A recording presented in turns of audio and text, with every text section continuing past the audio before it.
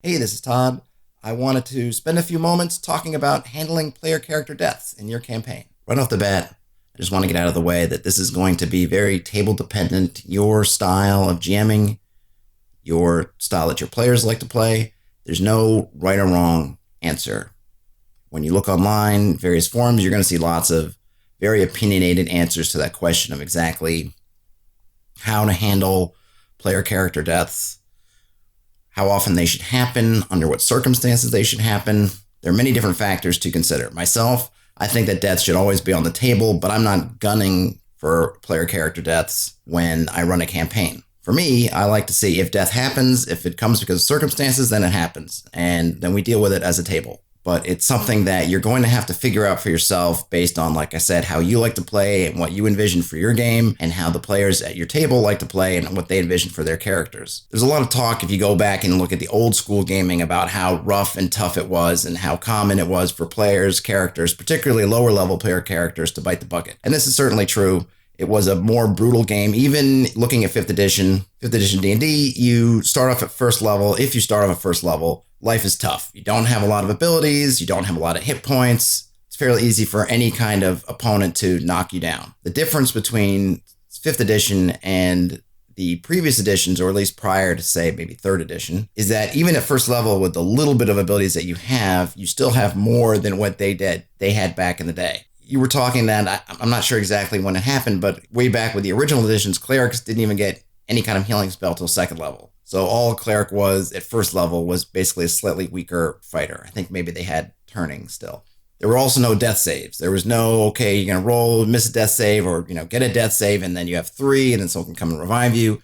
Back in the day, you would hit 0 hit points, you would just die. That was it. Now, this was balanced in a sense by the fact that there was very little investment with a first level character. You would roll them up really quickly. Backstory wasn't something that you invested a lot of time or maybe even any time in. So you were up and running with a character in just a couple of minutes. There was no player investment like you see now with player characters. And one of the things that part of the reason why they moderated death a bit is because now a lot of the work that you're putting in as a player or that a player is putting into their character in your game is done before you ever play. They're building the character. They're writing up a backstory. They're doing a lot of work, and that work creates an investment in that character. And when you have a lot of that investment, when you've spent 5 minutes writing up a character and they die 5 minutes after that, you may be bummed out. You may have liked it. They may have had good stats. You may have wanted to play that, but it's not a big deal because you can spend another 5 minutes. You can roll somebody else up and maybe they'll have better stats or whatnot. Roll with the punches. When you've spent hours, potentially days, maybe weeks, building up a character and really falling in love with them, it can be really disheartening for that character to die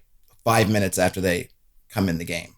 That said, I think the swing that's happened in a lot of games from going in which death can happen at any time to death is going to only happen in big moments, I'm not sure that that's a positive overall, but again, it's going to depend on your table. What you have to think about as a GM is how you're going to handle those deaths. What is your approach? And then communicating that approach to your table. And this is one of those things that's something else to do in your session 0. I've talked a lot about session 0 in various videos, and this is yet another topic that should probably be on your session 0 checklist, and that is talking about with your party, how are we handling death? This is what I think. Could be, hey, anytime character could die. They could die from falling down a flight of stairs.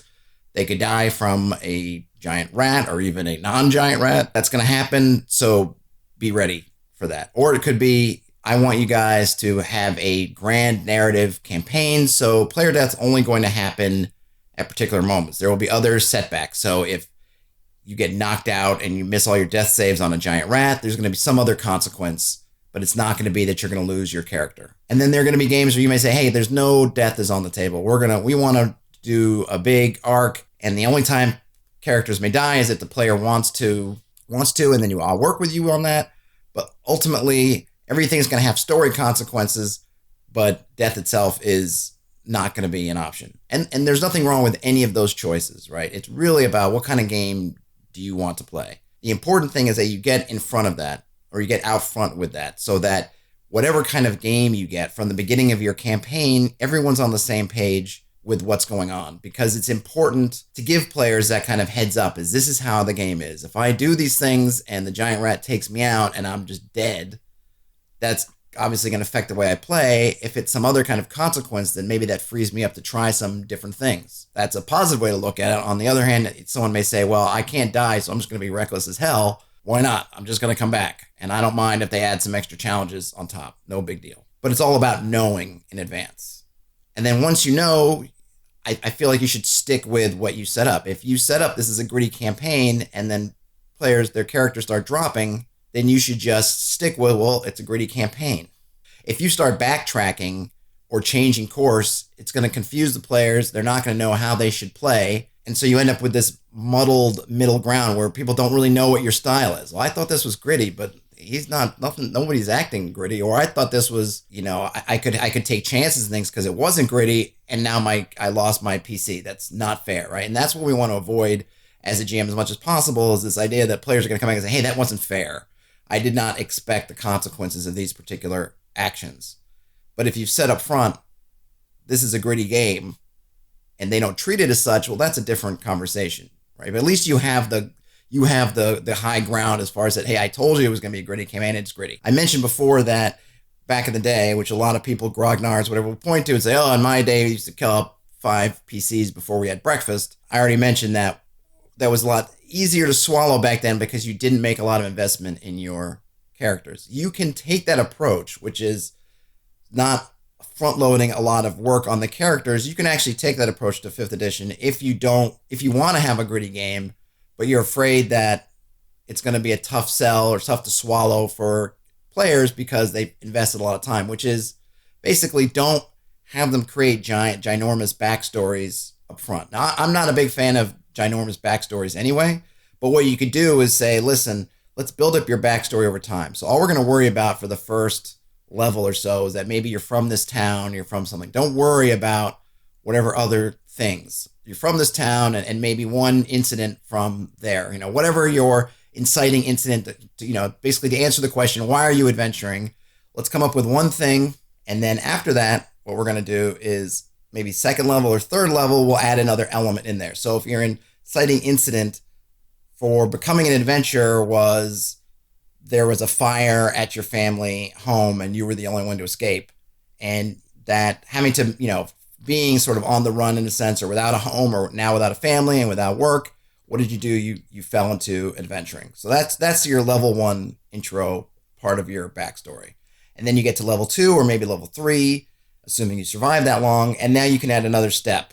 Maybe it can be something that you explore in the game, that when you get to level 3, you're in town, you hear some news, and you hear a little other piece, another breadcrumb on your story is revealed. You can work with the player and say, okay, here's the next step. So what happened? How was that fire set?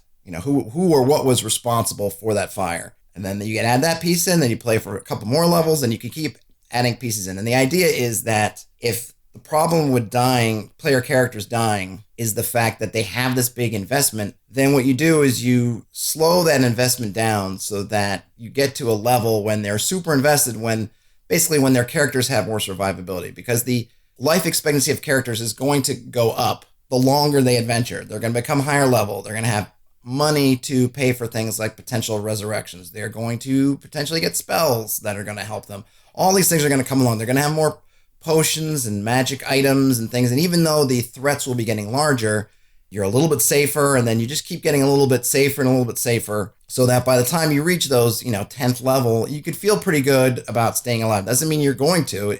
You could certainly still get knocked down below 0, and just bad things can happen either because of you or because of things the enemy does, whatever, and you could still die. But your odds of surviving any particular encounter, particularly if you're playing smart, go up at a pretty good clip. Whereas you can be a 1st level character and you can try to do everything right. And look, you're just going to get crit, max damage, whatever, blam, you're done. And this was certainly something that back in the day they experienced, where you could be running around with 1 hit point. And, if you're playing 1st edition or a basic expert, whatever, 1 hit point, that essentially means that you get hit, you die. Because nothing's going to hit you for less than a hit point. You have 1 hit point. Hopefully you're a fighter or somewhere you've got some good armor on or something, because if you're a wizard or something else, you're pretty hamstrung, because 1 attack hits you and you're just dead. That's it. Like I said, 5th edition's not quite that lethal, but it's still pretty bad. But as you get up levels, you get more stuff, you get less lethal, so you sort of build up that backstory so that when you get to a point where you feel like these characters have a good point to survive, or at least survive until you get to the great climactic showdown or some big story point that you feel like it's okay for them to die, they're going to be okay. So if you choose to be gritty, and I really like gritty games, and I think that they get overlooked sometimes. I think, so one of the arguments against grittiness or any kind of grittiness or just taking player character deaths as they come is that they happen at odd moments. Everyone wants their characters, or they envision, I think, whether you're GM or your player, if your character's going to go down, they're going to go down like Aragorn saving the hobbits in Fellowship of the Ring. You're blowing the horn of Gondor, taking on 50 orcs, chest just studded with arrows, and that's how they go out. They go out like a champion. But if you're playing a gritty style, then it's possible, like happened in a campaign that I ran, character died to a spider bite. They were in the dungeon, they were going around, spider dropped down, they fought it for a couple rounds, there was an unlucky attack, poison damage. This was an old school game, so it was basically a save or die, or save, or I use a homebrew for poison, so it's kind of save and start dying. Either way, bite, miss save, poison, they dragged him out of the cave, he bloated up and died. Not very heroic, certainly not, Boromir going out defending the hobbits. But I think there's value in those kinds of deaths that gets overlooked. First of all, he was mourned and it became sort of a remembered death. So it became sort of a bigger story moment than it wasn't just that he just died. Like that his death had consequences that affected NPCs that were there. It affected the party, and it was something that was brought up. Oh, remember that guy, what happened to him. Those kind of deaths also are lessons for your party. And I think this is particularly important when you're starting level 1, you're starting with new characters. These lessons that you're learning, if you learn that you have to be careful and you have to be sneaky and smart to survive, that's what you're going to learn. If you learn that you can just be reckless and do whatever and you're going to be saved, or maybe from the player standpoint, they don't even notice that you're saving them or that you're fudging. They just know that they're reckless and nothing bad is happening to them. Then that's how you're going to play. Players are going to rise or lower their game to what's happening. So if the game just lets them go out and do whatever and shows them that, nothing bad's going to happen to you, this happens, that's what they're going to do. If the game says, no, you're going to have to raise up your game, you're going to have to work hard, or else, the game is going to kill you, the world is hostile and harsh and you're going to die, then that's how they're going to play the game. So I think it's very important that no matter what you do, don't change it because they're new. Don't change it because they're first level. That doesn't mean you have to be overly harsh. I saw on Reddit something where a guy came in, a new player, he was really excited about the game, and they got into an ambush or something, and goblin archers, not only did they just knock him down, take this character, they hit him a few times or once, whatever it was, he's only first level, dropped him. They kept shooting arrows at him and then, overkilled him so that he died outright, I'm stunned by that because, one, you have a penalty.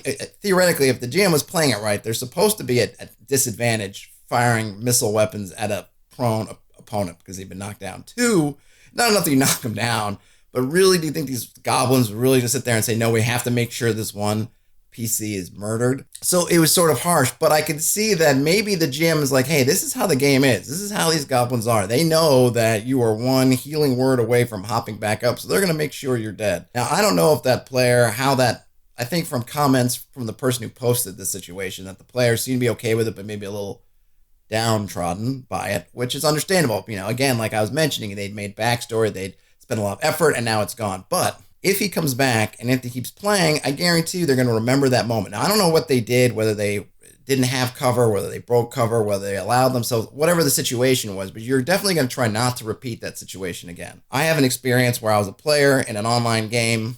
Again, we were playing an old school system. I think we were using Labyrinth Lord, and we were a part in the adventure where we'd had maybe 1 or 2 combat encounters, and those encounters have been fairly easy, and I could see already that the players who were all, I think, were pretty new to, at least to old school gaming, as opposed to me, they were charging ahead, they were just kind of going for it, which was fine, and maybe they looked at me and I was playing a halfling thief going from cover to cover, and I'm trying to make sure that I'm protected, and I can take sort of safer shots, and they're just kind of charging up. And it worked fine for, I think, an encounter or so. Well, we got to this bigger encounter. It was by a cabin. This sort of necromancer wizard guy showed up, and he had, I think, maybe 3 or 4 half orcs with him. So what do? I look for cover because we were there was the cabin, there was the clearing, there were the guys coming out of the clearing on one end. So the first thing I do is I get to cover. And I'm thinking, and I think I even put in a chat like, okay, let's get inside the cabin because if we're going to survive this, we weren't quite outnumbered, let's say, but I didn't feel confident. We were all first level, so we didn't have a lot going on. I'm all about let's get to cover, let's get to the safety of the cabin. And I'm thinking, okay, they're going to have to come to us. That means maybe 2 or 3 rounds of them approaching, which means that if we have missile weapons, I had a bow, a crossbow, or a short bow. I think other people had some other weapons.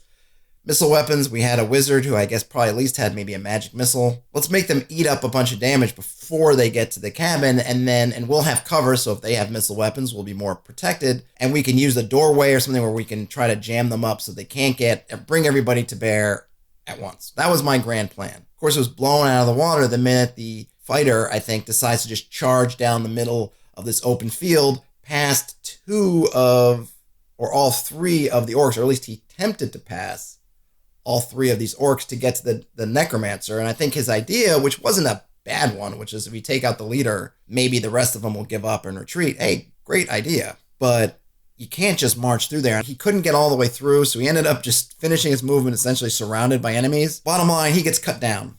I think one turn, all 3 of those orcs just turn and just whack away at this guy.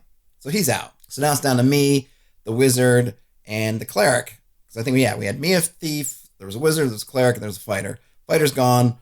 Round 1. I don't think did anything to anybody, just tried to charge out there and got whacked. So now we're looking at cleric's turn, comes up. The cleric charges out there too. I'm going to save you. I think we were playing with some sort of, maybe you could get to negative hit points or do some kind of save. So we knew the fighter wasn't immediately dead. But then the cleric goes out to maybe he was going to try to get a healing spell, whatever he does. But guess what? The cleric doesn't get there either. Now he's waxed. So I've got cover. The wizard, bless his heart, I think tried to do something. The other wizard animated a skeleton or summoned a skeleton. And I think he maybe did something. And he had a familiar who could only be hurt by magic weapons. So I don't think any of us at that point were in any position to hurt the familiar. The wizard goes down. My great heroic moment was the wizard had an item that was important for quest reasons. I was able to grab this thing they had. I don't know if it was an amulet or some kind of locket, something. I basically was able to rip it off his body and run away. And so I survived.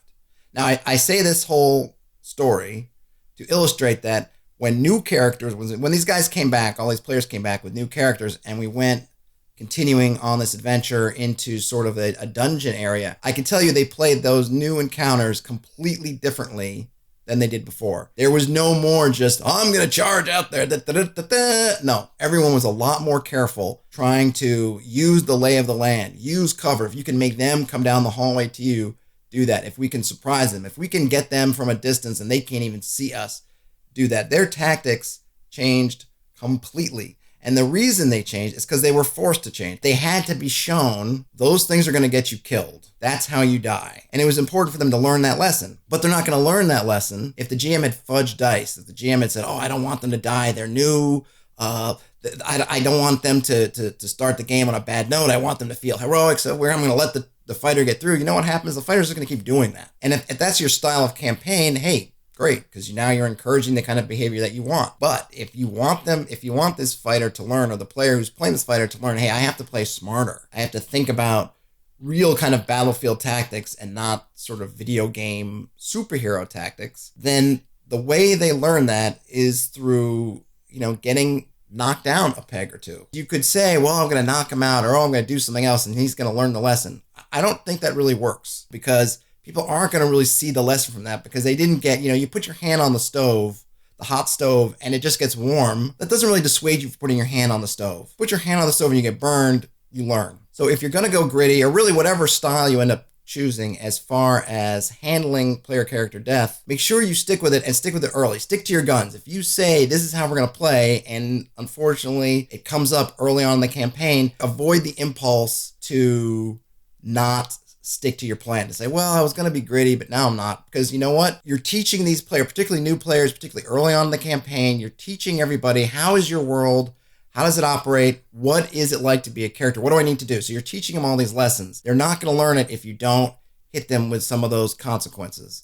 And the most effective consequence is death. Use it. If it's not something in your campaign, then whatever other consequence you've got dialed up, do it. But I think it's really important at the beginning of the campaign, whatever you've done, stick with it. Now, I know the argument is, and I've talked about it a bit already, that, hey, I don't want to turn somebody off the game. Death is part of the game. Whatever it is you've set up is part of the game. And it's hard for me to think that it's a good thing to say, well, they don't like this part of the game, so I'm just not going to do that. Well, then when are you going to do it? It's not going to be easier the longer you go in. If you think it's hard to kill off a level 1 character when the player's all excited, what are you going to do when they're level 4, 8, 12? Like at every moment, there's going to be lots of reasons you're going to tell you, oh, but I don't want to do this now. Because if they're invested at the beginning, they're going to be 3 times, 4 times as invested further on. They're not going to get less invested in their characters as the game goes on. It's not going to be easier, I don't think, to do that. So as a GM, you just have to steel yourself to do it. And the nice thing is, unless you're being unfair, if everything is fairly done, and what I mean by that is it comes down to player choices, and it's not that there was some kind of, well, my plot point said that they had to hit this trap and that trap happened to kill them. That's not fair. If there was no way for them to see this plot point coming up or do anything about it, and then you just roll dice and people dies, that's kind of unfair. You look at it and say, I didn't have any choice over this. I didn't have an ability to really do anything. That would be an unfair way to go. But if everything is fair, then you're not responsible, the GM. I'm not responsible for what the dice did. I'm just doing what I'm supposed to do, which is reading the results of the dice and adjudicating it. And as a player, that's I can accept that. I can accept that, man, 3 goblins jumped us and we didn't prep for that and we were caught with our pants down. The other guy was peeing behind the tree, so they fired at me and I got killed. Like, it stinks, but I can see what decisions I made. I can see the choices I made, and I can see how that came about. And I feel like when you're a player and you can see all that, you're going to be okay with it. When you're not going to be as okay with it is when it feels like you didn't have any choices. Nothing you did seemed to matter and it just came upon you. Like in the example, if I'm the player, I could see being a little miffed at that GM. Like, you have 4 or 5 combatants who are up. One guy drops, so you waste 2 or 3 attacks at disadvantage to make sure they're dropped. That's not a particularly efficient strategy. Why would you let the guys that can still hurt you keep hurting you? Now, I get it. Maybe you're concerned. Oh, maybe someone has Healing Word. Well, you know what you do? Okay, that guy's down. Where's the guy who I think can cast Healing Word? Let's hit him next. Like, that to me is the smarter choice. Like, oh, great, I'm the cleric. I've got the giant holy symbol on my chest. Get rid of me first so I can't heal the other guys. That's a sensible decision. Makes sense. It feels a little unfair to take out the guy who's on the ground already, but in a game where people can rise up instantly, I can see the logic of saying, like, that guy's down. Let's just get him out of the fight and make sure he stays out of the fight. I think it was a little harsh, but I could see where the mind's working, and at least I think you could see from the player that hopefully they learned some sort of lesson about that encounter. Hopefully the whole party did. What mistakes did we make? We paid a terrible price. Let's not try to make those mistakes again. But like I said, I'm not trying to say that, hey, every campaign should be brutal and gritty. I think that you just have to pick the style of campaign that you want, put it as part of your campaign pitch. Hey, we're all going to be playing as mercenaries, and I'm going to tell you this is a super gritty campaign. If you don't play smart, there's a good chance you're going to die. If we're going to say, hey, we're playing a high fantasy, romantic, chivalrous campaign, death is not going to be really at the table except for particular moments, high climactic moments. So there's going to be this other consequence that's going to come in. There's going to be whatever. I'm going to have a karma mechanic or something else that's going to kick in if you end up in a situation where you would normally die, whatever that is. Find the balance that's going to make you comfortable. If you're a GM and you really just don't like killing player characters, then you should find another way to do it. Don't do something that's going to make you uncomfortable or going to make your table uncomfortable. I will say that it's a learning process. It's a learning process for everyone. It's going to be a learning process for players when this stuff happens the first time. It's going to be a learning process for you as a GM when it happens the first time. So I wouldn't say don't just avoid it because you want to avoid it. But if it's really something that you don't want, or it's really something that your party doesn't want, just make it clear so that everybody's on the same page, and then, play your game. Handle it how you want to handle it. That's all I have to say, and I will talk to you later.